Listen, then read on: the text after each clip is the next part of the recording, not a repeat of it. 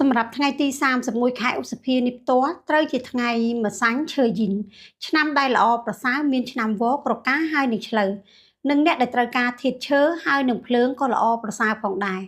ចំពោះឆ្នាំដែលគួរតែមានការប្រុងប្រយ័ត្នមានឆ្នាំកុលធាតុដីវ័យ68ឆ្នាំនិងកុលធាតុមាសវ័យ56ឆ្នាំទិសដែលយើងគួរតែប្រុងប្រយ័ត្នក្នុងករណីមានការជួសជុលស្វានដំបុកគ្រឹះមានទិសខាងកើតហើយនិងទិសខាងជើង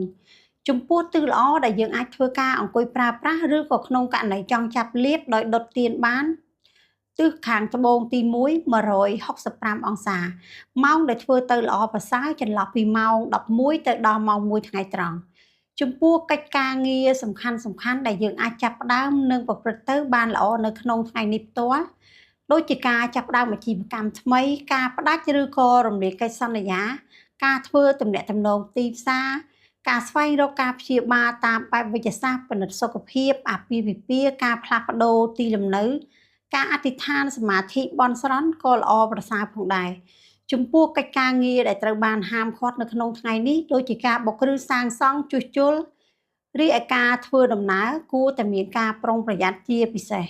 ជូនពរសំណាងល្អ